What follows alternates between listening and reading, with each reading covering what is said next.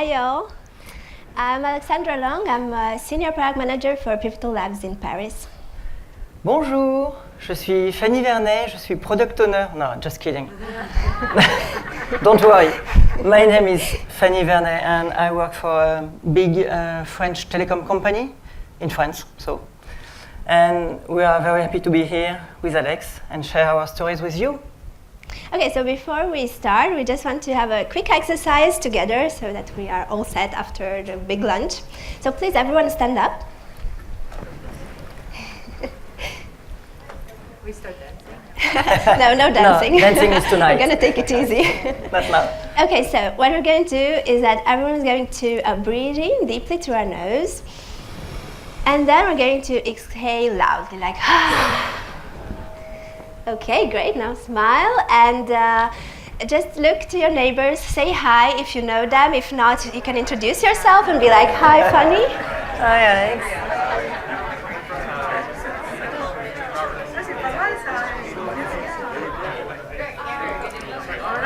Okay, great. Great, you can now sit, thank you very much. So, as I said, we are very happy to be here and to share our stories with you. So, let's start. Yeah, let's get started. 21,395. This is the number of jobs on LinkedIn in the state of Texas for product managers. As you see, one state, 21K jobs. All these are spanning a very, very large skill set. Some of them will go to the basics of planning and implementing a product. But some will ask you to be a technical specialist or a financial one or a very knowledgeable person in a very narrow market. Some will ask you to manage projects, use Sketch to build prototypes, or even define the search engine marketing strategy. These are true stories, things that we've seen on LinkedIn. And it just shows that there are so many asks and tasks for PMs today that it's really, really hard to define what does a PM do. So what's the recipe for product management? Well, that's a big question. As you just saw, there are a lot of definitions for product manager. So, spoiler alert, there is no magical recipe. Sorry to tell that, but every product manager has their own way of doing their job and leading this role. And let me tell you my story. I've been working at Orange since 19 years now on different jobs, but always with a client in mind. And working with Alex was a special treat because suddenly I discovered what was product management. And it kind of blew me away because it's like if my entire career path has led me to this role. So, wow, big news for me. And I really love my job because this is both exciting because it's a completely new way of working, but also very challenging, and we'll see that throughout our talk. But let's start with the essence of product management.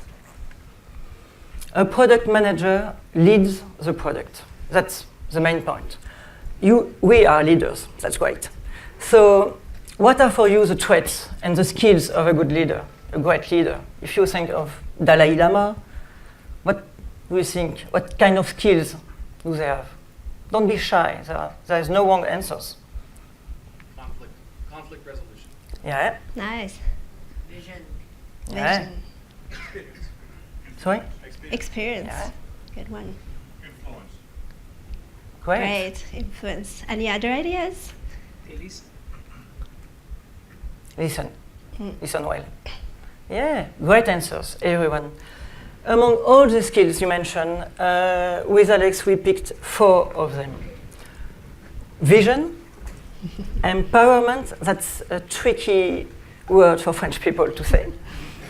Decisiveness, and last but not least, great communication skills. So, Alex, would you like to share your vision of the vision?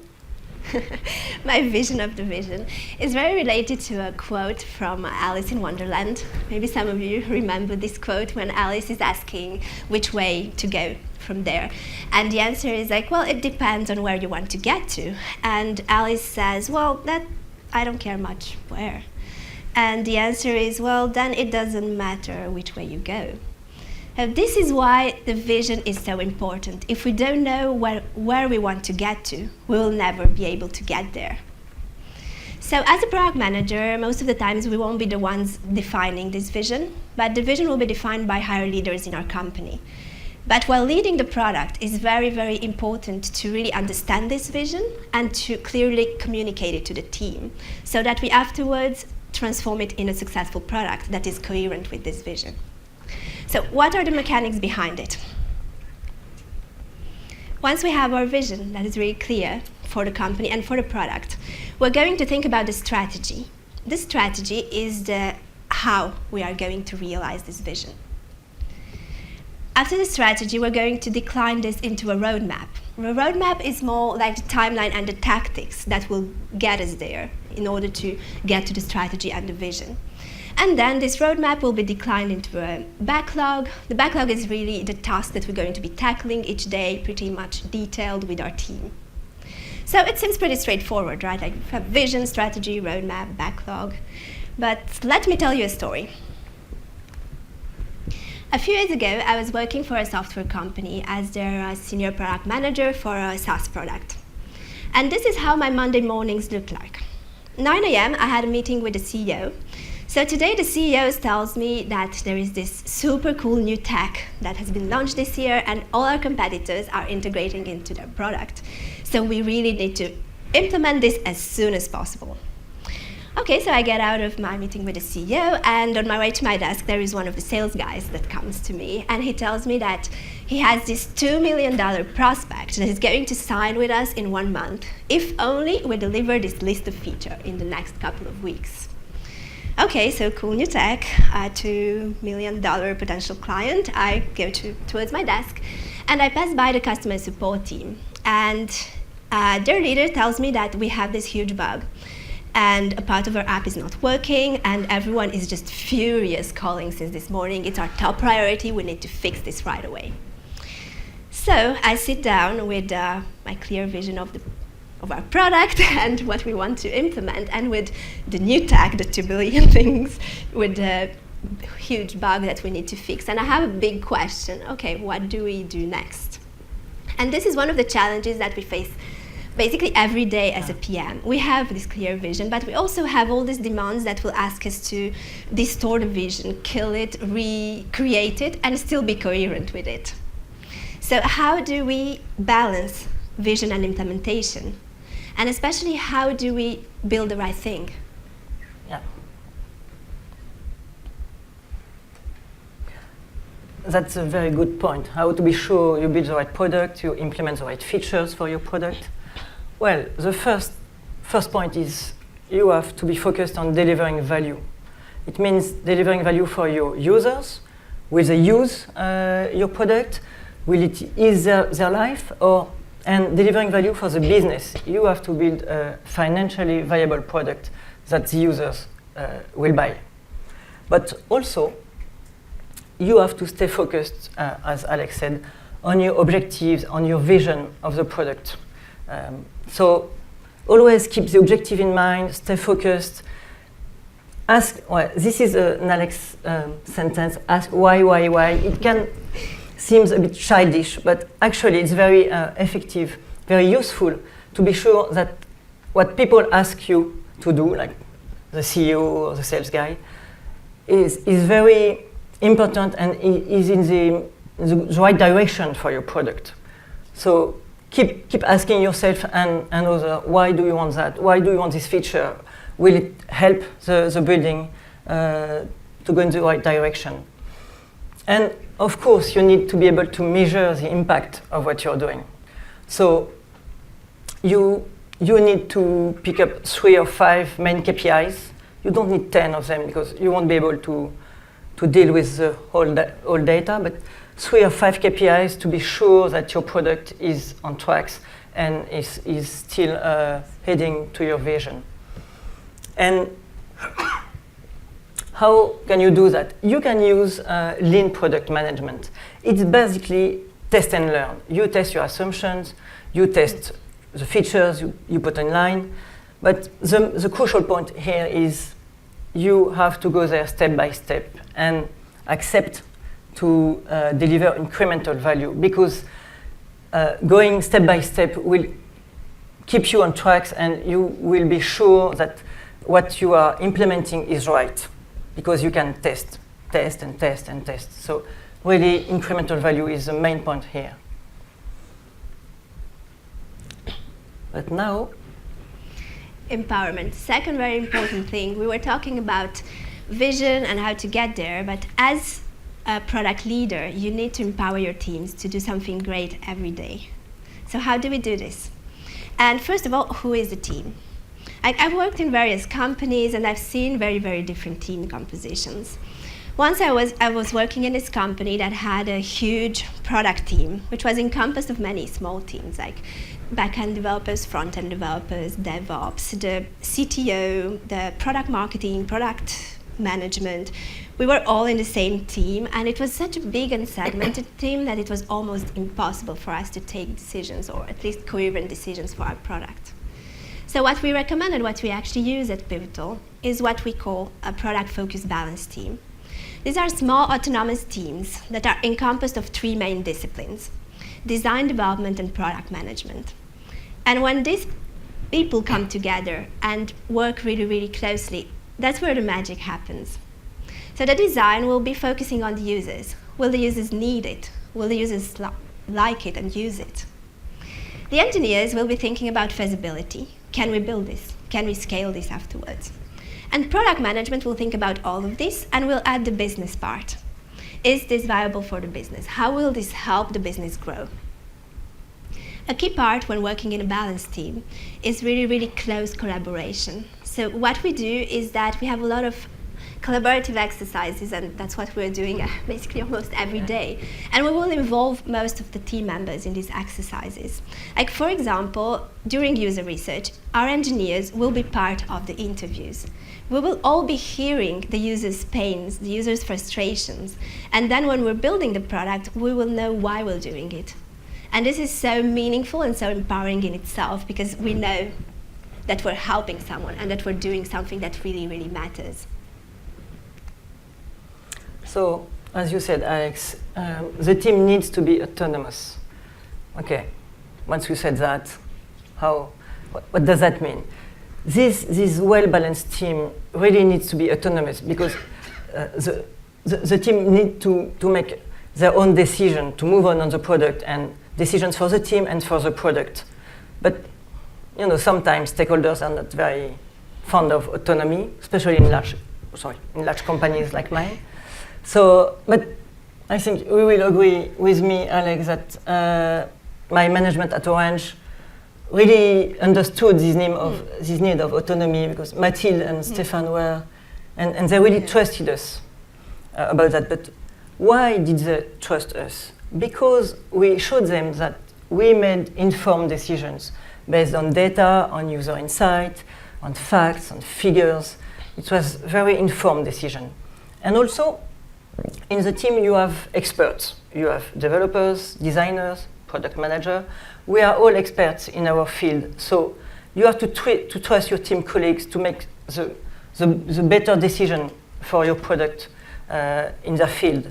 So it's really a virtuous circle. You trust your team colleagues, you look at the data, you listen to your users, and so you will make great decisions for your product. And so now you have your team, you are an autonomous team, but as a product manager, you have to make decisions for the team and for the product. And actually, as a product manager, this happens all the time, every day, sometimes every hour. We need to take decisions. And sometimes it's quite challenging because we can't please everyone. Like, we can't take decisions that will please everyone. And also, there are so many things to be taken into account. There's tech, there's user, there's business, like there are so many other things. So how do we take these decisions and what things do we take into account when taking our decisions as product managers? Well, first of all, the stakeholders. And when I say stakeholders, I think about multiple persons. First of all, the leaders in your company. They are the ones having the vision. They're also the ones having the budget most of the times, and also knowing the politics and the ins and outs of the business. It's really important to talk to them and to make sure that you're on the same page, especially for important decisions for your product. Also, when I say stakeholders, I think about all the other teams that are impacting your product or that can be impacted by the product. A lot of the times we have a lot of dependencies with other technical teams. It's really important to have these conversations really early. We don't want to be 2 months into developing a feature and be blocked and surprised by, oh my God, now what do we do now? Also, there are other teams that in some cases you need to take into account. Like, for example, last year I was working for a customer and there was a legal aspect that was to be taken into account. At the beginning, we estimated a couple of features, maybe not a lot of work, but we need to be compliant. And when talking with the legal team, we understood that actually this point was really, really important. And we spent quite a lot of time developing a full set of features. It took us quite a lot of time and effort, but it was really important because our product could not even exist without this. So make sure that when you take decisions, you take all this into account. Also, in decision making, listen to the users. I know you hear this a lot, everyone is very user-centered today, but what we really mean by this is go there and meet your users, listen to them directly, ask them questions, empathize with them, observe them doing their work. This is a very powerful way in taking decisions. When us as product managers know that 90% of the people said a certain thing or did a certain thing, the decision becomes pretty obvious. And it's so much powerful as well to just advocate for this internally once we have quotes from the users and we really have a lot more knowledge into our decision making. So that was qualitative data, but now you need to have large numbers, more than 5 or 6 users that you interview. So listen to the data, and I love data, I must say. That's my thing. Because it's really helpful to make decisions. It's a powerful tool. And I have 2 stories about that. As a product owner of our B2B customer space at Orange, I had to work on the translation of our homepage from French to English because we have foreigners clients. So as I didn't have enough resources nor budget, I had to choose what part of the page to translate. So I looked at the data, and I saw that the account menu on the top right of the page represented less than 1% of the clicks on the page. So I decided not to translate it because it's not worth it, just less than 1%. But now people got emotional because it's not translated, but still it's less than 1% of the clicks. So data gives you right answer to give to the stakeholders. So there is no point. Less than 1%, okay, I understand. And my second story is on the product we built together. We didn't have any data. Wow, big challenge here. What can we do in that case? Well, we decided to create our own data. So we implemented a basic search in order to know what our clients were looking for in terms of assistance, online assistance. So it was really helpful to know what were the next features and what kind of articles we needed to write to match the client's needs. So really listen to the data. It takes time. It's not always easy, but it's powerful. So don't hesitate. And now I just can't live without data. And I think the interesting part in this story is that at the beginning, we wanted to know what people were looking for on the website, and we had no data. So we tested a search because it seemed like kind of the obvious solution, right? You're searching for information, so you can use a search. And we discovered that people weren't actually expecting a search in order to do this task. And even with this information in mind, we decided to implement a very basic search that will not cost us a lot of time and money, but that will help us gather data. So it's just like kind of how to create with these feedback loops. Even if we know it's not the final solution, we just spend a bit of time and money in order to start gathering this data. And now we know that our clients use a lot this bar, this search bar. So we were right. So it was a good call Yeah, after all. good call. Oh, communication. This is your thing. Yeah, and this is a huge one. As a product manager, you really have to have really good, strong communication skills in order to lead without authority. The product manager will be making trade-offs with the stakeholders and with different other teams in the company and facilitating tactical decisions within your own team. It's really important to have good communication skills in order to inspire trust, but also motivate and influence others in order to help you and your team build the best product. And the key to good communication is empathy. Empathy is our capacity to put ourselves in other people's shoes and understand why they do what they do and why they say what they say. And I really advise all the product managers, but actually, no, everyone in this room, because I think it's really important for all of us, to use empathy in order to understand the fears, the motivations, the dreams, the hopes of the persons in front of you. This is the only way that the conversation can become a win-win and that you can really have constructive ways of communicating. So communication with the team, within the team. As the product manager of the team, you are the center of communication of the team. So you really are in the middle between stakeholders and the team. So you have to protect your team. It's really about setting the bar between not too much, but not too little information, not enough information. So you really have to give information to your team so we can move on the features. But you also need to give information to the stakeholders so they know what you are doing, if you have any trouble, if they can help, and what will be the next features, and how is the roadmap going. So you are really the communication guy or girl of the team. Hard conversations. Nobody likes those kind of conversations, right? It's challenging, it's not comfortable, but they happen, and they can happen within the team. I used to fight with our beloved designer Morgan on the features of our product, but that was okay because it was always respectful and constructive, and it made us more demanding. But most of the hard conversations will happen with the stakeholders or the sponsors. That's tricky. So you have to do your homework. You have to prepare those conversations and always keep in mind your objectives and what kind of deal you want to have at the end of the conversation. You always want a win-win deal, a good deal for the team, a good deal for the product.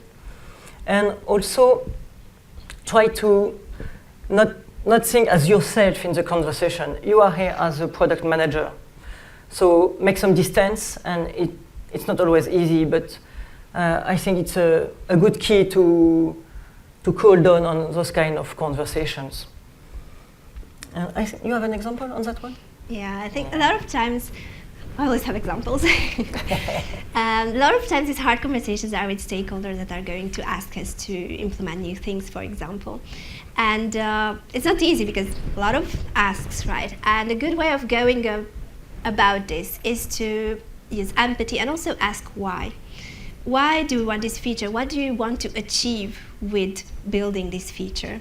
And once we understand what we want to achieve here, you can turn the question around by saying, okay, if I commit to give you this outcome and to get to this result, will you give me the hand to implement the best thing that will get us to that outcome? And most of the times, the leaders and the stakeholders will be like, yeah, okay, as long as you get us the result, go ahead. And it's really, really well to be able to have these hard conversations by really understanding the why and trying to get to a common result together. Yeah. Well, this doesn't work all the time. Like in some cases, you will have to say no. And this is always hard because, again, we don't want to be confrontational, we don't want to displease people, but we do want to be loved. Yeah. So. Or liked, at least. Like, okay. So, sorry. Some tips in order to say no. So, as many times as you can say not now. Like, a lot of these ideas are actually great ideas. It's just that it's not our top priority right now. So make the person feel heard. Take a note somewhere for yourself to maybe use this idea in the future. And don't be blunt or like, oh no, I'm not doing it and the conversation is over. Like, not now really helps a lot. Also, it doesn't have to be confrontational. Don't be aggressive or blunt. Like, most of the times this conversation can be really handled well, especially if you take the I out of the equation. As Fanny was saying, yeah, we're human beings, we all have egos, and a lot of times some of the conversations go about like, I want that, I'm not doing it, me versus you, like kind of one-on-one. And that's not really helping us advance towards our objectives. So try as many times as you can to be like, okay, I'm here for my product, what do we want to achieve here? We have some data, we have some info. Try to keep it as objective as you can. And also, very personally, don't try to drop the need to be right.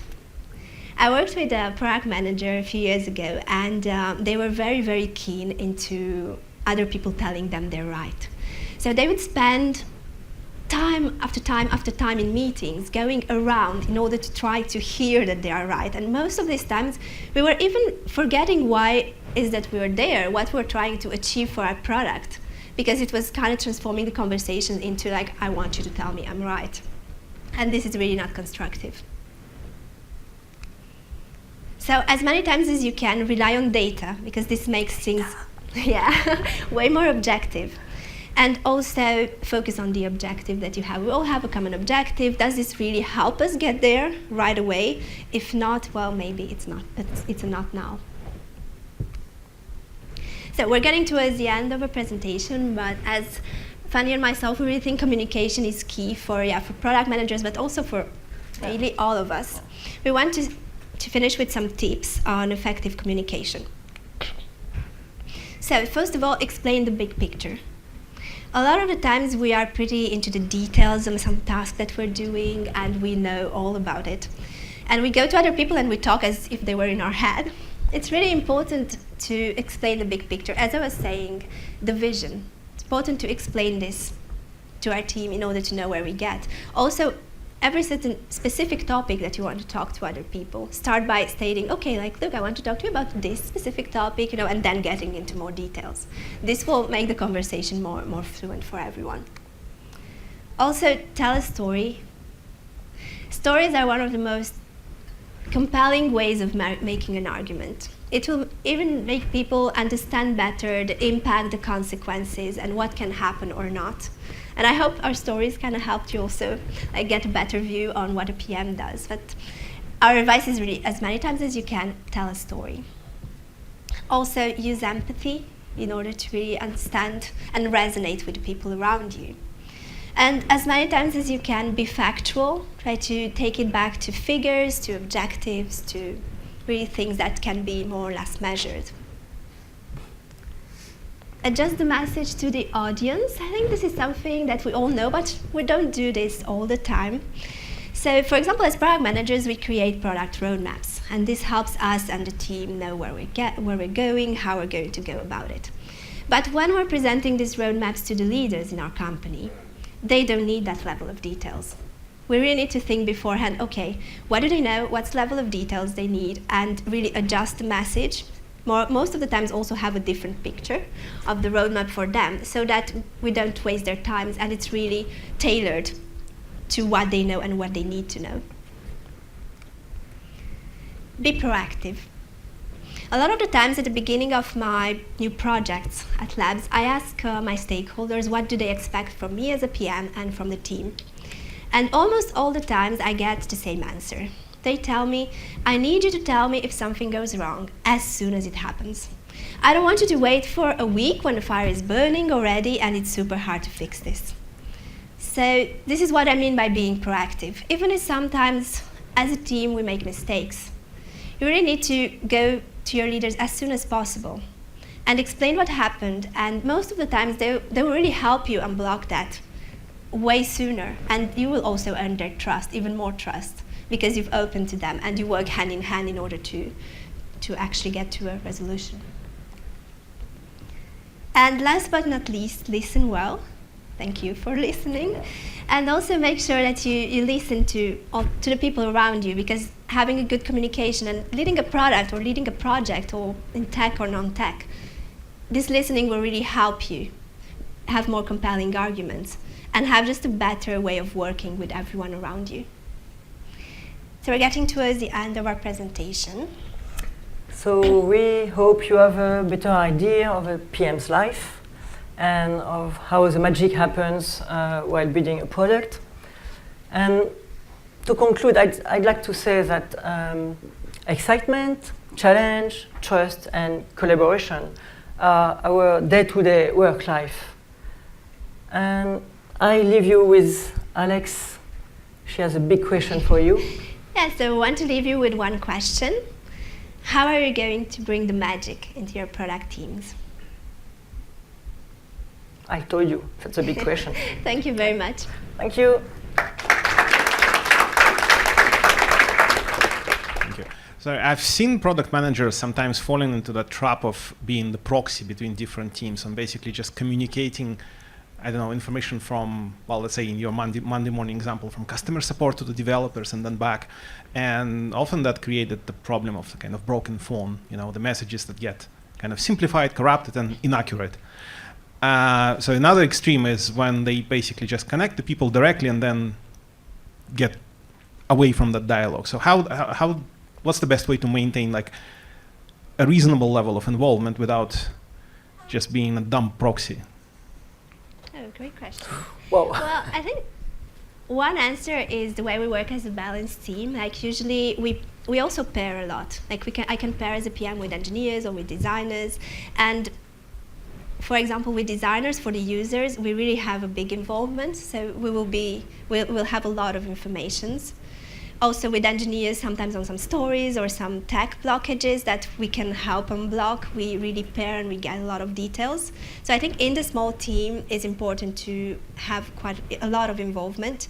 Then it's also important to be able to trust your colleagues. Like for example, if there is this tech complicated situation that I understand but I cannot explain in all details, I will bring the engineer with me. Yeah. Or I will send them, like it depends with who we have to talk to. If it's touchy, it's always good not to be alone in the conversation, so I can go. If they feel that they can do it by themselves, I also trust them to do it by themselves. And then I think it's also important we have this syncs sometimes with the team, or even in the morning when as a PM I just give very big level conversation. I was like, okay, today I'm going to talk to the legal team because there are some blockages. I'll keep you posted afterwards, so they don't need to know all the details. Or the engineers will tell us, oh, well, we have this blockage. We're going to try to unblock it and come to you if it doesn't work. So I think we keep it to, like we go to somewhere for more details if only if we really need to be involved, all of us. But we also give a lot of information to the team when we hear things from stakeholders. Like I think it's the same as with stakeholders. We don't wait for something to be burning completely to go and give the information. okay. Any other questions? Yeah? You mentioned using metrics for you guys' arguments. Is there a common pattern of metrics you typically bring to any arguments with stakeholders or outside pressure that you know of within your product team? Well, I'd say it depends really on your product, if it's a digital product or not. In my project, I use clicks, audience, okay, users, but I think it really depends on your product, because clicks does not mean anything for a non-digital product. So also what we usually do is that we define really clear objectives, and then our metrics will be related to these objectives. So it's really good to know where are we today with this metrics in order to be able to compare in time. But I think the best way to think about metrics is really like, what do we want to achieve? A lot of times we have this like nice metrics, like vanity metrics. Oh, we want to know how many people came on our website, but sometimes it doesn't mean anything. So for me, it's really super tied to the objective. Okay, what do we want to achieve, and what are the things that make more sense? And also to give ourselves the flexibility of changing things. If we see that at a certain moment this is not very relevant anymore, we do look at this really pretty often. So we could also be like, okay, objectives can also change in time. So that is really important to serve what we're trying to get there, right? But so there isn't really a pattern. Just it depends sorry. on the industry, I guess, on the product. Yeah. Not really a recipe. No magical recipe for that, neither. Hi, thank you for the great presentation. I had a question about how would you differentiate the roles and responsibility of a project manager with a product manager with a product owner? It's the most common question. I can answer this one. Yeah, of course. In my company, it's the same. So I'm product owner at Orange, but with Pivotal, I'm product manager. So, well, that's the same in French company. I think we get this question a lot, and there are a lot of takes on it. But for me, it's a lot in the way we work. Like usually a project manager will have this like list of things to do and kind of try to tick the list. And it's also a bit more waterfallish sometimes because we kind of know in advance what we want to do, and we try to manage the things so that we get there. As a product manager, will be a lot focusing on what are the user problems, how can we solve them. Also assume that we cannot plan everything in advance because things happen and there is some level of uncertainty there. So as product managers, we'll take this into account into the way we build our roadmap and our product. I think it can also be the way that you collaborate with a team, which is not exactly the same when you're project managing. And I think it's a really hard conversation because all of the companies have different names. Like as we were saying, even for PMing, like you saw how like this definition spans so much. I think the best way is to try to do what's right for your product and find the right way of organizing. Like we do have some ways, as I showed with Balanced Team, that work, but maybe it's not the best recipe. Thank you.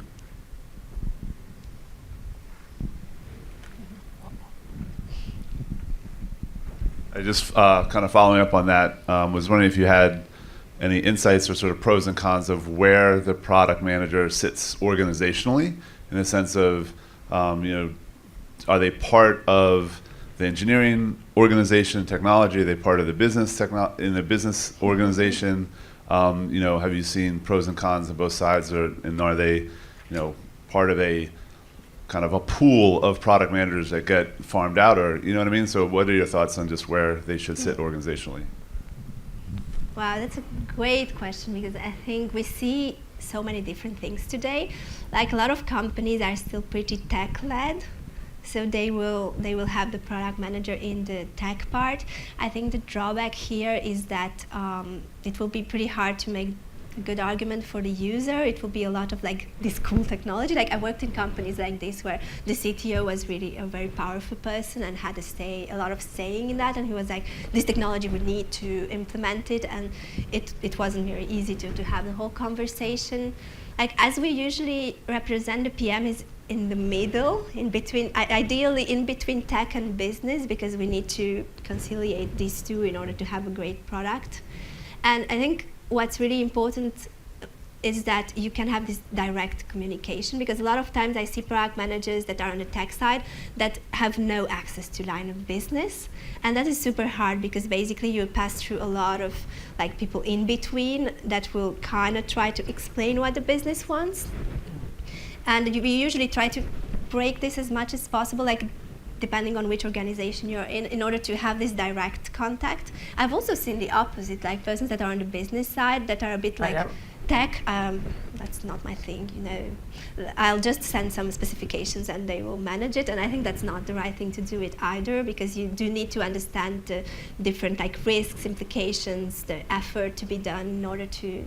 So I think organizationally speaking, I would put them somewhere in between, ideally into a product management thing where there is a CPO or head of product and they have direct access to the other teams. But that's not, unfortunately, that's not always the case. I don't know how, what do you think about it? I'm in the business team, because as a PM, you are the voice of the business, so it's important to be there. But of course, we have a balanced team, so I am in the business team, but I really work with my balanced team. So I'm well aware of the tech part, of the designer part, and we speak every day, every hour sometimes. So, but I'm in the business part, yeah. But what I saw working well at Orange was also that in the product management part, they sometimes have like kind of a pair of product managers, one that is more business and one that is more tech. Yeah, so sometimes pure this proxy, also yeah. works pretty well. Yeah, that's. Yeah. I don't know how it's Well, happened it for depends you, if the two people get well along, because I had some trouble with someone. But yes, we have that. We have a product owner, proxy product owner, we call that, and myself, and we are the voices of each part. So yes, it's a good way of working. It's very efficient. Yeah. Any other questions? Okay. Okay. Thank you very Thank you much. very much. Have a And good don't day. hesitate to come talk to us afterwards.